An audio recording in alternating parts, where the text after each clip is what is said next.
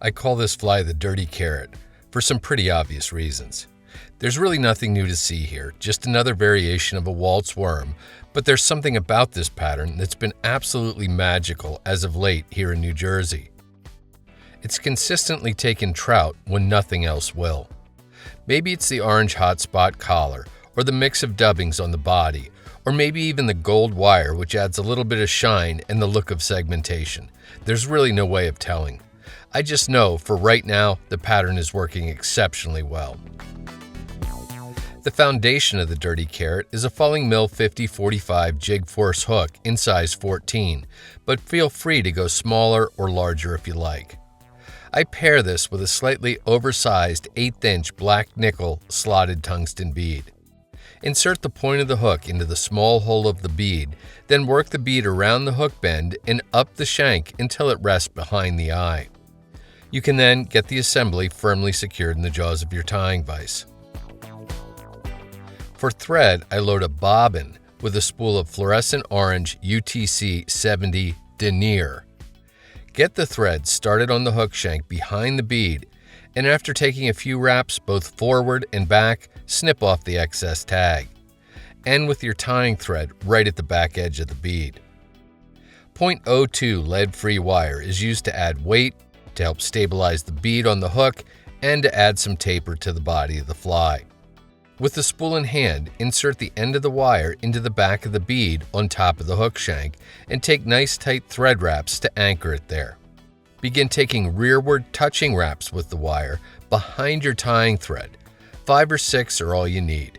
Wrap over top of the wire with your tying thread, bring the wire in line with the hook shank, then rock it up and down to break it off.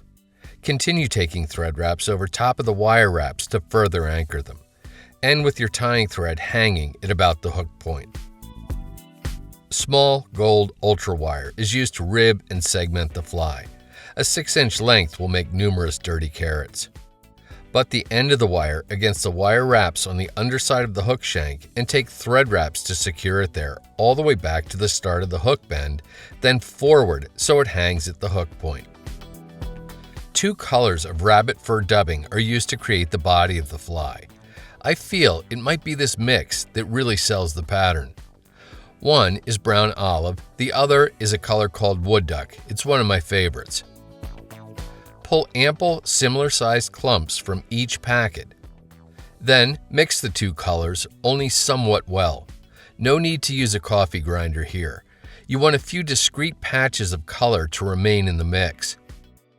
Pulling small slips of dubbing at a time, twist them onto your tying thread to create a slender, slightly multicolored cohesive noodle that's about 4 inches in length. Once you have the noodle looking good, start taking wraps with it so the first bit of dubbing covers up the orange thread wraps at the rear of the fly. Continue taking touching to slightly overlapping wraps with the noodle up the hook shank to create a, carrot-shaped body on the fly, ending with bare thread at the back edge of the bead. You can then get hold of the gold wire and begin making open spiral wraps with it over top of the dubbing. Use counter wraps if you like, but I haven't found it to be necessary. After 5 or 6 turns, anchor the wire with tight wraps of tying thread at the back edge of the bead. Use the nozzle of your bobbin to brace the fly as you helicopter the wire to break it off clean and close. Take a few more thread wraps to build up a thin little hot spot collar on the fly. Do try to keep it fairly thin. You can then pick up your whip finish tool and use it to do a 5 or 6 turn back to front whip finish, seat the knot really well, then snip or cut your tying thread free. Get hold of your favorite head cement, here Sally Hansen Hard as Nails, and apply an ample drop to the exposed thread wraps behind the bead so there's no chance of them coming unraveled. Don't skip this step, as these thread wraps are the most vulnerable part of the fly.